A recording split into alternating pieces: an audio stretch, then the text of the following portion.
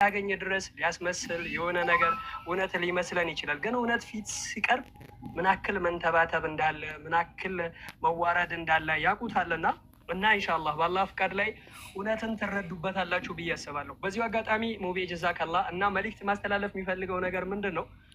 በተለይ ለወገኖቻችን ለወገኖቻችን መልእክት ማስተላለፍ የምፈልገው ምንድን ነው? እባካችሁ ከስሜታዊነት ውጡ። እኔ እንደው ከሙስሊሙም ከክርስቲያኑም ከስሜታዊነት በጣም ነፃ ሆነን እስኪ የሚቀርቡ ማስረጃዎች ምንድን ናቸው? ለእስልምናም ሆነ ለክርስትና በሁለቱም በኩል የሚቀርበው ምን አይነት ማስረጃ ነው? ማን ነው በምን አይነት ዘይቤ ነው ማስረጃን እያቀረበልን ያለው? ለእኛ ለሰው ልጆች ለህይወታችን መዳኛ መንገድ የሆነው የትኛው ነው ትክክለኛውን የሚለው ነገር በንጹህ ህሊና ነው መፈተሽ ያለብን፣ እንደ ሙስሊሙም እንደ ክርስቲያኑ።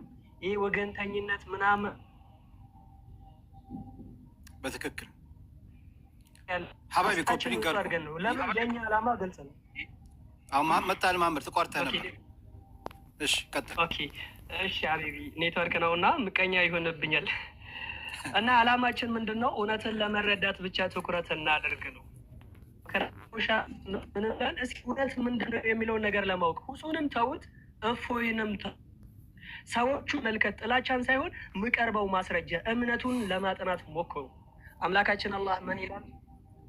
ቁል ያ አህለል ኪታብ እናንተ የመጽሐፍት ባልተቤቶች ሆይ ተዓለው ኢላ ከሊመቲን ሰዋኢን በይነና ወበይነኩም በእናንተና በእኛ መካከል ወደ አንድ ወደ ሆነች ቃል ኑ። ያ ቃል ምንድን ነው? እኛና እናንተን የሚያገናኝን የገንዘብ ጉዳይ፣ የንግድ ጉዳይ፣ የሌላ የድንበር ጉዳይ ነው አይደለም። አላማው ምንድን ነው? አላ ናዕቡደ ኢላላህ አላህን በብቸኝነት እናምልክ በላቸው። ወላ ኑሽሪከ ቢሂ ሸይአ ነው፣ በሱ ላይ እንዳናጋራ። በቃ ለእኛ ጥቅም ስጡን አይደለም፣ ለሙቤ ገንዘብ ስጡት አይደለም፣ ለእኔ አበባ የሆነ ነገር አውርዱልኝ አይደለም። ጥቅመው ምንድን ነው? ሀያሉን አምላክ በብቸኝነት እናምልክ፣ በሱ ጣዖታትን እንዳናጋራ።